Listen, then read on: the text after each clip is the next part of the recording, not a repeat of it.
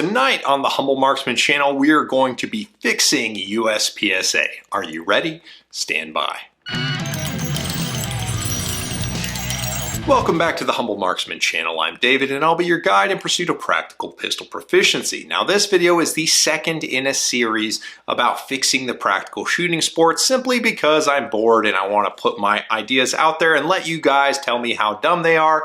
But as you share it to your Facebook groups, and I mean all of the Facebook groups, including ones that have nothing to do with shooting, and say, look how dumb this guy is, please do that. So if you didn't catch the Fixing IDPA video, it is basically an audio only style podcast, and this is going to follow suit with that. So go and sit at your ammo press and make some ammo if you're lucky enough to have primers, or do some yard work, or just pretend to be listening to your wife. I don't care. Now, with respect to USPSA, there's not a lot of the actual game mechanics that need fixing, in my opinion. There are really only two things, and we can just touch on them super quick. Popper calibration is an issue.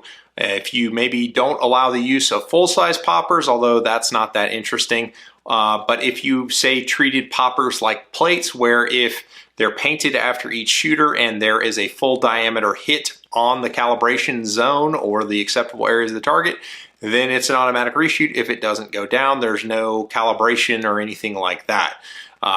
That's not going to totally fix it because guys may still double tap activators to get them to go, but I think it would be a step in the right direction so nobody lost on calibration anymore. And the other change I'd talk about would be reducing the power factor floor in major. Specifically with open guns, the 165 leads to guys loading their ammo 172 to 175 power factor, and it just wrecks guns. So from a equipment perspective, it'd be cooler if we drew parity with IPSC and maybe just had power factor at 160, or even maybe dropped it to 155. Limited and allowing 9mm to make major, I'm not sure I'm quite there yet, although it's a discussion we can revisit in a few years as 40 continues to become less and less relevant. However, 38 Super Comp isn't relevant anywhere other than USPSA, and open shooters are happy to deal with it. So maybe we don't change it. And before we go any further, I have to remind you to check out the links in the description. There's a link to my Patreon where $1 a month gives you access to 3 to 5 posts per week dealing with shooting and behind the scenes channel stuff, as well as a link to join Big Daddy Unlimited, which is a buyer's club for Second Amendment stuff, and you can get some really good deals there on things you're probably interested in. As always, I need you to like and subscribe. That's right, hit the like button and leave a comment. Tell me what your changes to USPSA would be in this video, and let's get going. So the rest of my changes are really just going to deal with production and carry optics, and this might end up being 2 videos to talk about USPSA, but we're going to start with carry optics because, let's be honest, it's the most important division and people who shoot iron sights are silly. Carry optics should be its own division. Carry optics should take the list from production and it should go forward, and that should be where the divisions totally decouple. There could be guns that are added to the carry optics roster which are not added to the production roster, and that should be okay and encouraged. It wouldn't take that much more effort to maintain, but that's going to open up the way to allow the use of things like, and you're not going to like this one, but like single action guns like the Staccato. And the reason I throw that out there is because it is making a serious use case for defensive in-duty use. So it kind of makes sense in the offshoot of the division that was initially supposed to be the guns people were using on duty to be incorporated. So I'm suggesting potentially allowing 2011s to be there, but we could set up some nice bumpers so that they're not like fully raced out type limited guns. Maybe it's if it's a bull barrel, the barrel length has to be 4.5 inches or less, and you only use plastic grip modules, stuff like that. Pick a Staccato model and just kind of write the rules around that. And to that point, I think carry optics is sort of an everyman type division at this point, where anything you pick up off the shelf, if it has an optic on it, you can pretty much take it out and shoot, because production is basically turned into the division of faux limited guns. If you're not shooting a Tanfo or a Shadow 2, you're basically an idiot if you're shooting production. Carry optics is a little bit more inclusive. Since most of the pistols these days are coming with factory optic mounting options, it just kind of makes sense that we allow it to be sort of the more inclusive division. And my motivation for doing that is this. Remember when production's rules were perfect until they weren't, and then they tried to fix them? and then they basically made everything that you modified legal in it, and everybody got super pissed.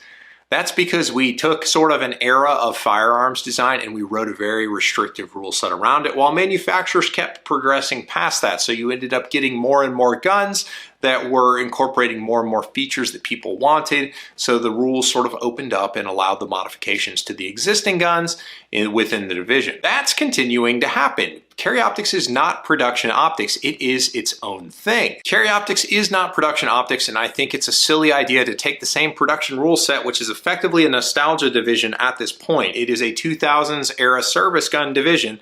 Just let it be a 2000s era service gun division, but don't pigeonhole Carry Optics. Like the Lago Arms Alien with a frame-mounted optic should be legal in USPSA Carry Optics. You shouldn't have to have that stupid adapter plate that makes the sight reciprocate. I think pushing that kind of innovation is sort of cool, and it's going to give us better handguns. So allowing that kind of innovation and giving those types of guns a home to play in, I think makes all the sense in the world. So I think the division should have sort of some evergreen sort of characteristics to it, where specifically if a feature on a firearm becomes pretty much mainstream, and I'll use the example of magwells, and already I can feel you typing that comment that he just wants it to be open minor. Not exactly. Take the new FN 509 LS Edge. The bottom half inch of the grip is an aluminum magwell. And by the current writing of the USPSA rules, you'd have to remove that magwell to make it be legal in production and Carry Optics. The problem with that is that it is a flush mount magwell, and the 17-round magazines that come with the gun don't work in the gun without the magwell on there, because there is no over-insertion stop on the magazine. You're going to have the base pad to magwell interface to stop you from breaking the ejector on a emergency reload. And the mag opening for the 509 Edge isn't any larger than a Glock 19. It's just a plastic framed gun with an aluminum end of the grip, which would be defined as a magwell by USPSA, and it keeps the plastic frame from getting destroyed when you do repeated reloads, which is a really super intelligent idea, which is a great idea, because if you look at all of my plastic frame guns I've competed with in USPSA, it looks like a dog chewed on the magwells. So to that point, there's a lot of plastic gun companies that are starting to issue magwells as sort of a sacrificial part that comes with the gun, like Shadow Systems Corp here out of Texas do the very same thing with their MR920 and their new upcoming GR920. Both of those come with a sacrificial type magwell. It's plastic. So allowing magwells, specifically when like the Legion and the Q5 and Q4 SF come with magwells, isn't a terrible idea. I think that the division could live on, just maybe make it be like the IPSC Classic Division magwell, where it has to be super narrow, and just kind of let that be a thing. I think if enough manufacturers are producing enough units of guns to where a feature that is prohibited within the division becomes mainstream and accepted, there should be some sort of review that gets the feature into the rules pretty painlessly. Because if you want two nostalgia divisions to have production and Carry Optics, that's how you get two nostalgia divisions. Or if you just want to have a super encompassing rule change every 3 to 5 years where everybody is butthurt and no one is happy, then just basically make them like 2018 era Carry Optics guns, and in 2024 we can have a different conversation, provided we're still allowed to compete with firearms. The next rule for Carry Optics is 60 ounces is just plain stupid. I think we draw a better arbitrary line in the sand of maybe whatever a Shadow 2 weighs, and maybe change the weight requirement to just be the gun and the optic. Like the magazine weight doesn't really matter, and you shouldn't be factored into the thing. It gives you a little bit more fluff when other people are trying to enter it. So